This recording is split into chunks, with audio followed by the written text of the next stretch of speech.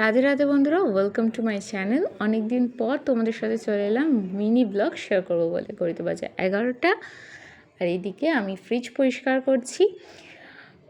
অনেক দিন তোমাদের সাথে কোনো ভিডিও শেয়ার করা হয়নি, তাই এবার থেকে ভেবেছি ডেলি তোমাদের সাথে কিছু না কিছু ভিডিও শেয়ার করব, যাতে এটা আমার রেগুলার হয়।